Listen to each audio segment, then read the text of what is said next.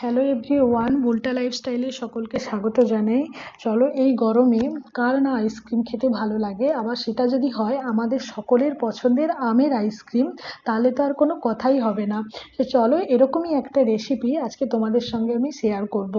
আমের আইসক্রিমের রেসিপি। চলো, আমি এখানে দুটো আম নিয়ে নিয়েছি, দুটো মিডিয়াম সাইজের আমি আম নিয়ে নিয়েছি। ওপরের অংশটা আমি এখানে কেটে নেব। কেটে ছুরি দিয়ে ভালো করে ভেতরে যে আমের বীজটা আটিটা আছে ওটাকে আমি ভালো করে ভেতর থেকে বের করব, যাতে একদম খোসাটা না একদম কাটা হয়ে যায় বা কোনো রকমভাবে কোনো খোসাটা কাট পড়ে। তো আমি ভালো করে আমের আঁটিটা বের করে এখানে আমের আঁটি থেকে পাল্প বের করে নেব। দুটো আমেরই আঁটি থেকে আমি এখানে পাল্প বের করেছি। আমার এতটা পরিমাণ আমের পাল্প বেরিয়েছে আঁটি থেকে।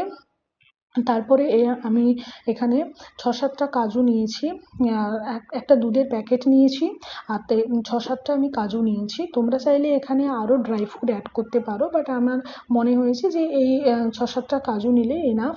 আর তারপরে আমি এখানে 10 টাকার একটা আমুল স্প্রে গুঁড়ো দুধের প্যাকেট নিয়েছি। আর আর এখানে উপকরণ হিসেবে আমি দুটো এলাচ নিয়েছি। দেখতেই পাচ্ছ আমি কাজুটার এখানে পেস্ট বানিয়ে নিয়েছি। যে 7টা কাজু নিয়েছিলাম, কাজুটার পেস্ট বানিয়ে ভালো করে আমি এখানে আমের পাল্পের সঙ্গে মিশিয়ে নিচ্ছি।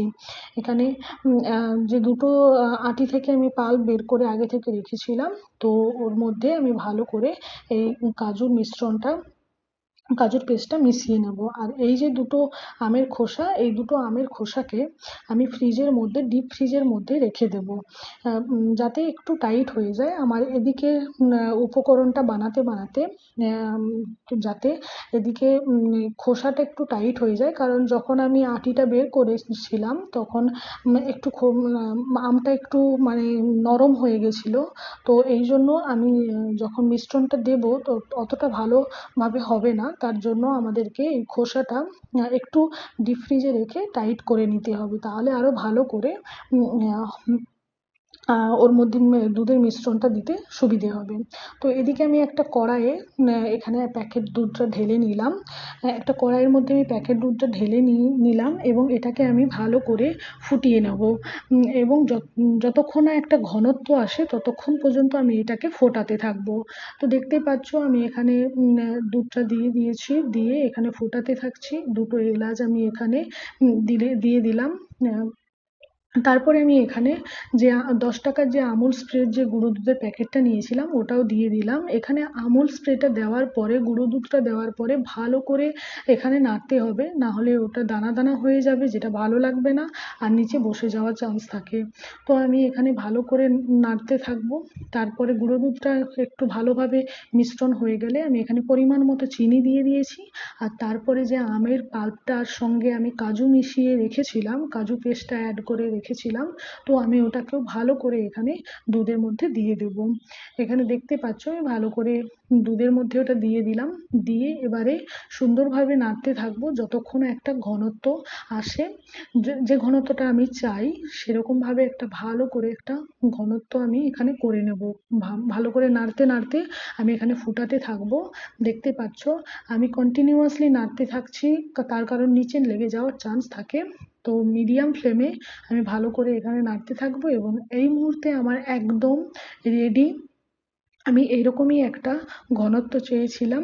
একদম আমার প্রিপারেশনটা রেডি। একদম সিম্পলভাবে তোমরা এটা বাড়িতে বানিয়ে নিতে পারবে, কোনো রকম কোনো অসুবিধা হবে না, কোনো রকম কোনো ঝঞ্ঝাট ছাড়াই। আমি এখানে গ্যাসটাকে আমি একদম বন্ধ করে দিয়েছি, আর আমার এখানে একদম কমপ্লিট।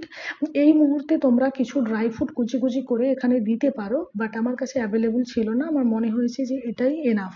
তো চলো, তারপরে আমি এখানে ফ্রিজ থেকে দুটো আমের খোসা বের করে নিয়ে এসেছি, ডিপ ফ্রিজে যে রেখেছিলাম। তারপরে আমি এখানে ঘনত্বটা দিয়ে দেব আমের মধ্যে ভর্তি করে দিয়ে আমি যেরকমভাবে উপরের অংশটা কেটে রেখেছিলাম সেটাকে উপরে চাপিয়ে একটা কন্টেনারের মধ্যে রেখে দেবো। সেরকম একইভাবে আমি আরও একটা আমের মধ্যে এই ঘনত্বটা ভরে নেব।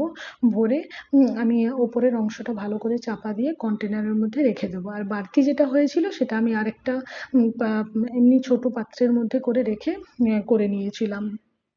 তো এরপরে দেখতে পাচ্ছ তোমরা চাপা দিয়েও রাখতে পারো, আমার মনে হয়েছে এটা খোলা রাখলে সব থেকে বেটার হবে। তো আমি এই কন্টেনারটা ভালো করে ডিপ ফ্রিজের মধ্যে রেখে দেবো। আমি এখানে রাতের বেলা বানিয়েছিলাম, তাই আমি রাতের বেলা এখানে রেখেছি বানিয়ে ডিপ ফ্রিজে। পুরো একদিন আমি ছেড়ে দিয়েছি, পরের দিন আমি নেক্সট ডেতে আমি ওই রাতের দিকেই বের করেছিলাম। তো আমার আইসক্রিমটা একদম পারফেক্ট হয়েছিল, একদম জমে যেরকম প্রপার একটা আইসক্রিম হয়, হার্ড একদম, ওইটাই হয়েছিল। তো আমি একদম পুরো ছেড়ে দিলাম। তো পরের দিন আমি পুরো নেক্সট ডে পরের দিন আমি রাতের বেলা যখন এসে দেখি একদম টাইট হয়ে গেছে, যেটা আমি চেয়েছিলাম সেরকমই হয়েছে। তো আমি এবারে এটাকে দুটো আমকে এখানে নিয়ে এসেছি, বাট একটাই আম আমি কেটেছিলাম। তো আমি এখানে দেখতেই পাচ্ছ এতটাই টাইট হয়েছে যে আমি খুলতেই পারছি না উপরের অংশটা। তো আমি এখানে ছুরি দিয়ে বারবার কাটার চেষ্টা করেছিলাম, তো একদম কাটছিল না, এতটাই হার্ড হয়েছে। আর আইসক্রিম যত হার্ড হবে তো খেতেও ভালো লাগে, আর বিশেষ করে এরকম আমের আইসক্রিম একটু হার্ড খুব ভালো লাগে। আর যদি হার্ড না হয় ওপরের যে আমাদের খোসাটা, ওটা ভালোভাবে আমরা ছাড়াতে পারবো না। তো একদম পারফেক্ট হয়েছিল। তোমরাও বাড়িতে যখন বানাবে ওভারনাইট ছেড়ে দিও, পুরো ওভারনাইট ছেড়ে পরের দিন করো, তাহলে এরকম হার্ড হয়ে যাবে আর খুব ভালোও লাগবে। তো দেখতেই পাচ্ছ যেভাবে আমরা আলুর খোসা ছাড়াই ওভাবেই আমি আমের খোসা ছাড়িয়ে নেব। আর এতটাই ঠান্ডা ছিল যে আমার হাত পুরো জমে যাচ্ছিল, খুব প্রবলেম হচ্ছিল মানে ছাড়াতে, তাও আমি করে নিয়েছি। তো দেখতেই পাচ্ছ আমি এখানে আলুর খোসার মতোই আমের খোসাগুলোকে একদম যেরকম আমরা কাঁচা আমের খোসা ছাড়াই ওভাবেই আমি ছাড়িয়ে নিচ্ছিলাম। একদম আমি ছাড়িয়ে একদম পুরো এখানে খোসাটা আমি ছাড়িয়ে একদম কমপ্লিট করে নিয়েছি। দেখতেই পাচ্ছ পুরো মনে হচ্ছে যে আধো পাকা আম যেরকম হয় ওরকমই। তো তারপরে এখানে যে কাটার মুহূর্তটা আমার খুবই ভালো লেগেছে। আমি যখন কাটছিলাম আমার মনে হচ্ছিল যে দোকানে যে আমের আইসক্রিম খেয়েছিলাম পুরো সেম টু সেম এবং অ্যাজ ইট ইজ পুরো। আর আমার খুবই ভালো লাগছিল এখানে কাটতে। আর এতটাই টাইট হয়েছিল যে কাটতে একটু অসুবিধা হচ্ছিল, কিন্তু খুব ভালো লাগছিল।